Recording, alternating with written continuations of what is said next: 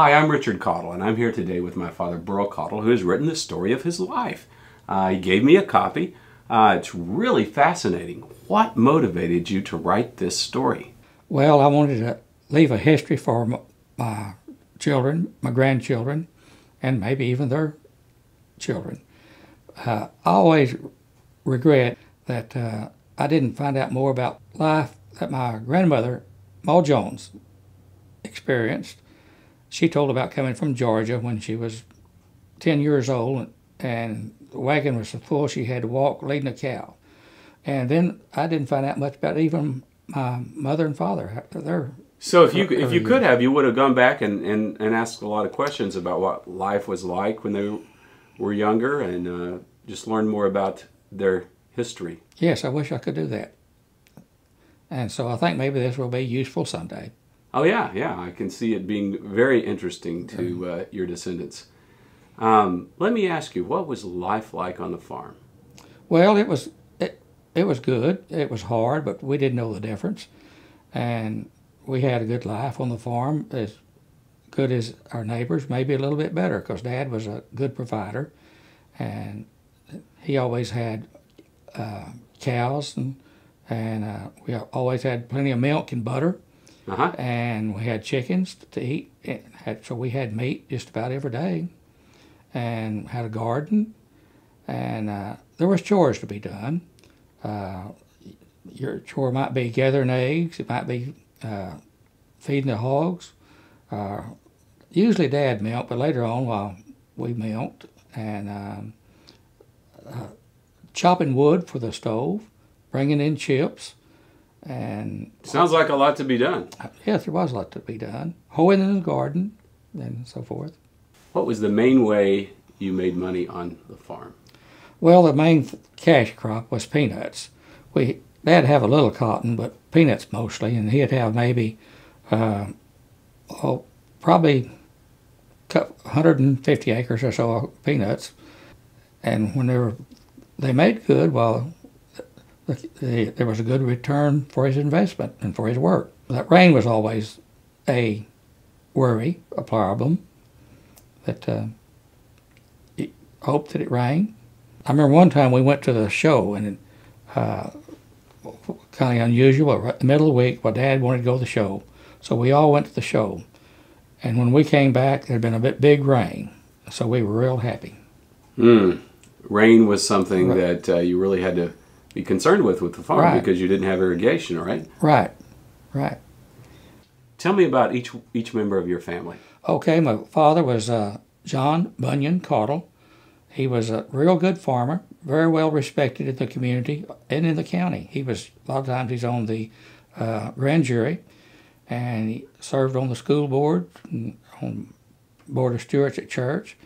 Really involved in the community. Right.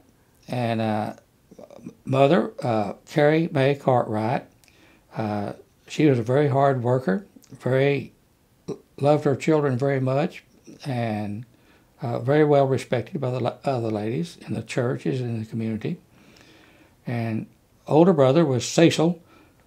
He went to CCC when he was 15 years old. 15 years old? Yes. Left the family to... Yeah, and what was the CCC? It was a government program that had building projects, kind of like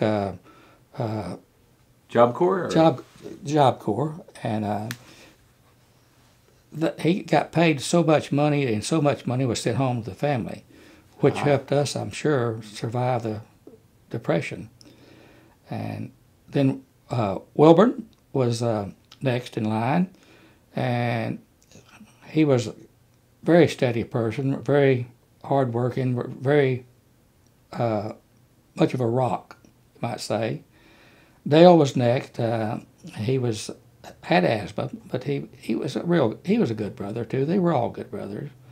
And then of course Clay, more my age, and was the one I was closest to. And so you and Clay must have played together a lot. We played a lot together. And then Myrna, and I spent a lot of time with Myrna, my sister Myrna. She was born 2 years after I was.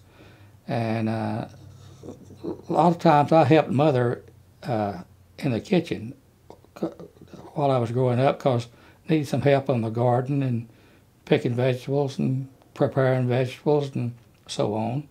And so Myrna and I, a lot of times we would play together. I guess that was when I was probably under 10, something like that. But so you were really, as far as your siblings, you were closest to Myrna and Clay. Right, right. Delvin was born 9 years after I was. He was came along, and he was the only one born in the hospital. So it was common for babies to be born in the home? Right. Would a doctor come? Yes, the doctor. They'd go get the doctor. Midwife or doctor? Or doctor. What? Doctor? Doctor. I remember when Myrna was born. I was just 2 years, 8 months old, but I remember going up to the Hallmarks and playing up there, and I remember coming back. Coming back, and you had a sister. Had a little sister. How about that? Yeah. They say that Mother had done a good job on selling me on it. She said, just think, you have a little sister. And I said, oh my, and she's all mine. I said, Clay stood over there, and he said, I wish I had part of her. So there were 5 boys, 1 girl. Right. Dad used to say every one of them has a sister.